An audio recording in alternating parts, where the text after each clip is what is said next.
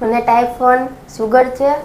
હું 1 વર્ષથી દવા લેતો હતો, તો હમણાં હું દવા લેતો જ નથી. મને 9 દિવસ થઈ ગયા પણ હજી દવા લીધી જ નથી.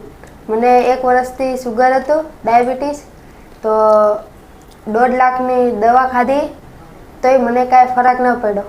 તો અહીંયા આવીને મને ફરક લાગે છે. મેં હજી સુધી દવા લીધી જ નથી 9 દિવસમાં. છતાંય રિપોર્ટ કેવો આવ્યો? છતાં મારો રિપોર્ટ નોર્મલ છે અને હું ખુદ કે ડૉક્ટર ખુદ બની ગયો છું 14 વર્ષમાં જ. તો ડૉક્ટર બનવું હોય તો કેટલો ખર્ચો લાગે? ડૉક્ટર બનવું હોય તો 2-3 કરોડ લાગી જાય. અને અહીંયા ખાલી 30,000. એ 2 જણા? એ 2 જણા.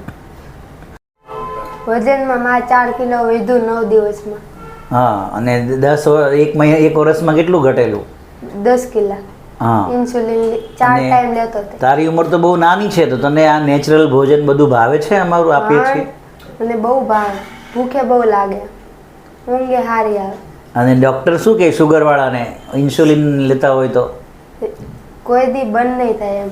હા, આ જીવન રહેશે એમ. અને ગળ્યું ખાવા માટે ઇન્સ્યુલિન લેવું પડતું. અને અહીંયા અને લેવું જ નથી પડતું. ખાવામાં બધું સ્વચ્છતા અને સારું આવે. નહીં, ગળ્યું આપે છે કે નહીં? ગળ્યું આપે, શેરડીનો રસ, કેળું બધું આપે. અને તારી સાથે કોને કોને જોડ્યા? મમ્મી પપ્પાને. તો મમ્મીને શું ફરક પડ્યો? મમ્મીને વજન વધારે હતું તો 9 દિવસમાં 4 કિલો ઘટ્યું. અને તારું? મારું વધ્યું. કેમ?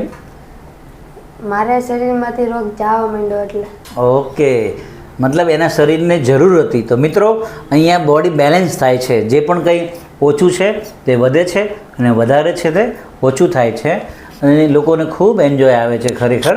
અને એટલે અમે આ 18 વર્ષથી આ કામ કરી રહ્યા છીએ કે પહેલું સુખ તે નિરોગી કાયા, પહેલું સુખ તે જાતે નર્યા. આભાર, ધન્યવાદ.